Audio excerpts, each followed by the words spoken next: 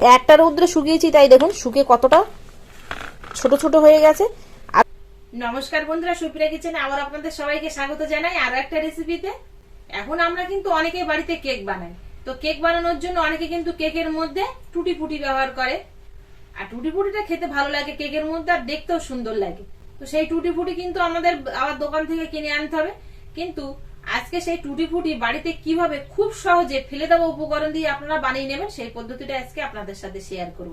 আশা করছি আপনাদের ভীষণ ভালো লাগবে। আপনারা পুরো ভিডিওটা প্রথম থেকে শেষ পর্যন্ত দেখবেন আমার পাশে থেকে।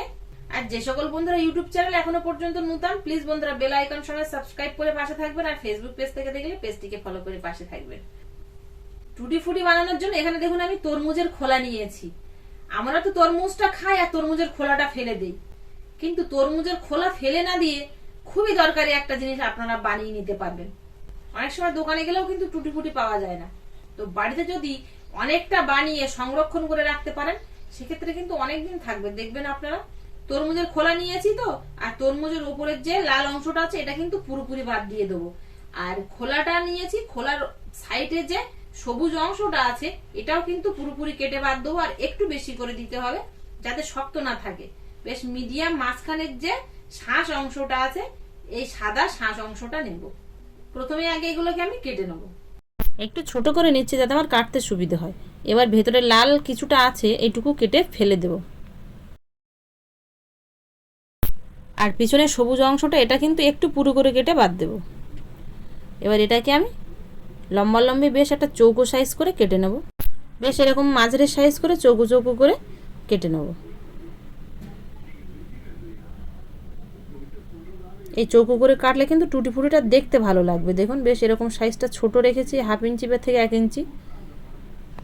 ছোট ছোট টুকরো করে কেটে নিয়ে আলাদা পাত্রে নিয়ে নিয়েছি। এবার এটাকে প্রথমে আগে সেদ্ধ করে নেব।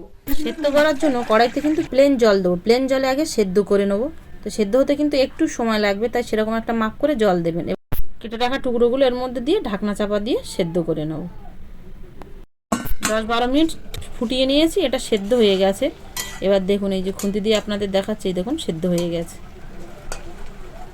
এবার এর মধ্যে আমি স্বাদ অনুযায়ী চিনি দেবো, 1/2 কাপ মতো। আর কালারের জন্য রেড ফুড কালার দিয়ে দেবো। সব কিছু দিয়ে নেড়ে চেড়ে নেবো। এবার কিন্তু চিনিটা গলে গেলে আর একটু বেশি হয়ে যাবে জলের সঙ্গে।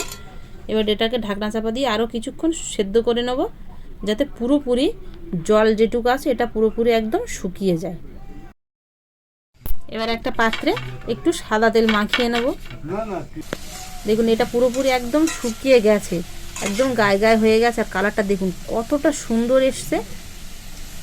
এটা হয়ে গেছে, এবার কিন্তু নামিয়ে নেব।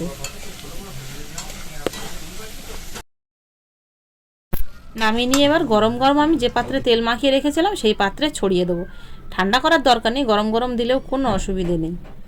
যেহেতু তেল মাখানো আছে সেই জন্য এর উপরে কিন্তু জড়াবে না, এটা একটা একটা ছাড়া ছাড়া হবে। আর সবগুলো এরকম খেলিয়ে নিয়েছি, দেখুন বেশ অনেকটা হয়েছে। সবগুলো খেলে নিয়েছি। এবার এগুলোকে আমি রৌদ্র দিয়ে শুকিয়ে নেব। আমি একটা রৌদ্রে শুকিয়ে নিয়েছি, তাই দেখুন কতটা শুকনো হয়েছে দেখাচ্ছি আপনাদের।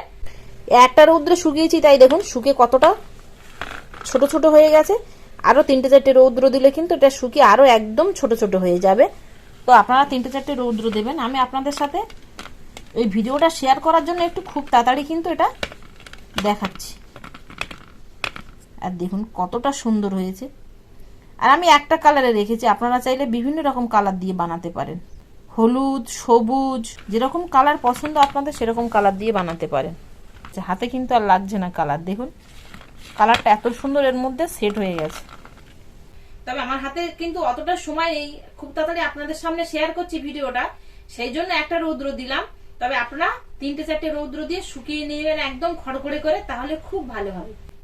তরমুজের খোলা দিয়ে যদি এত সুন্দর রেসিপি বানানো যায়, এটা যদি আগে জানতে পারতেন আপনারা, তাহলে কি আর তরমুজের খোলা ফেলে দিতেন? এইভাবে বানিয়ে অনেকদিন পর্যন্ত সংরক্ষণ করে রাখতে পারতেন টুটি ফুটি।